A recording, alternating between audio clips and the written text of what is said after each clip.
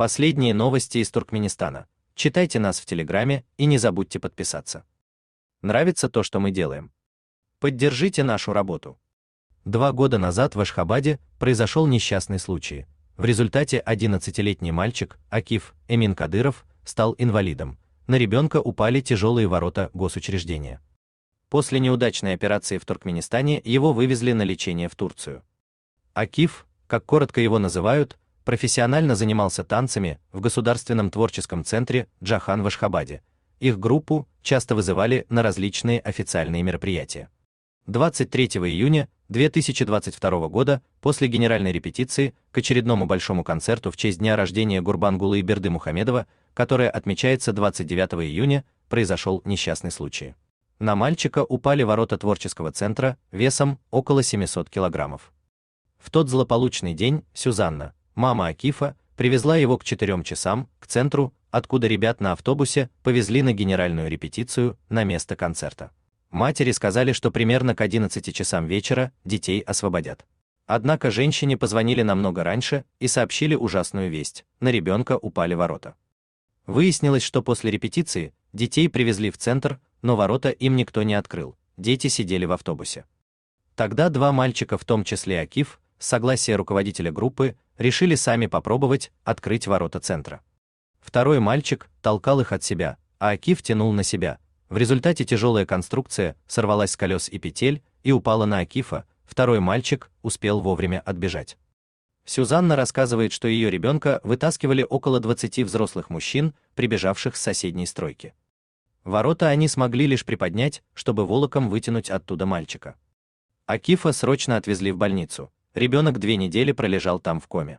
У него диагностировали перелом основания черепа, отек головного мозга, переломы костей ног, перелом переносицы, тяжелый перелом челюсти в 8 местах, причем настолько тяжелый, что челюстная кость вошла в ухо и повредила плевру. 1 глаз мальчика окосел, его впоследствии выправили, но зрение вернуть не смогли. Наконец у Акифа вылетели все зубы, ему поставили протезы. После неудачной операции на ногах в перинатальном центре Ашхабада мать в декабре того же года вывезла ребенка в Турцию. В тот период между странами уже действовал визовый режим. Основанием для выезда стало приглашение из стамбульской клиники. Первоначальный больничный счет в $20 тысяч оплатила туркменская фирма Sport Yıldızı, построившая то самое здание творческого центра, где произошел несчастный случай. За день до поездки в Турцию представитель фирмы предложил ей еще $15 тысяч наличными в обмен на отказ от каких-либо претензий к ним. Мать написала такую расписку: ей нужно было спасать своего ребенка. В турецкой клинике выяснилось, что туркменские хирурги поставили неправильные спицы для поддержания тазобедренной кости. Они слишком тонкие и не предназначены для установки в таком месте. В результате одна спица стала проникать в копчик, травмировать его и причинять нестерпимую боль. Спицы с трудом смогли извлечь, поставили другие, более подходящие для данного случая, но организм их отторгнул из-за какой-то несовместимости. Пока врачи не выяснят точную причину отторжения, новые спицы ставить нельзя. Таким образом, уже почти 2 года мать с сыном находятся в Турции. Естественно, все деньги, что им дали представители фирмы Sport Yıldızı, давно закончились. Средства на лечение передавали и простые люди в Туркменистане. Кто-то, узнав об этой истории, даже пожертвовал свою пенсию. Помимо постоянных обследований и операций, семье нужны деньги и на проживание в Стамбуле. Проблема еще в том, что мать с сыном находятся в стране нелегально. Поначалу помочь оформить вид на жительство в Турции вызвалась некая гражданка Туркменистана по имени Насиба. Она сказала, что для этого ей нужно $3250, но она попросту обманула людей, не сделав ни вида на жительство, не вернув им денег.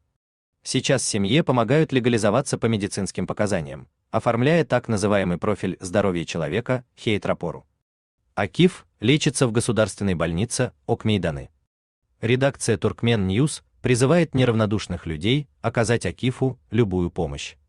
Сюзанна, мама Акифа, готова показать ребенка всем, кто может сомневаться в правдивости этой истории. У вас есть интересная новость? Готовы ею поделиться?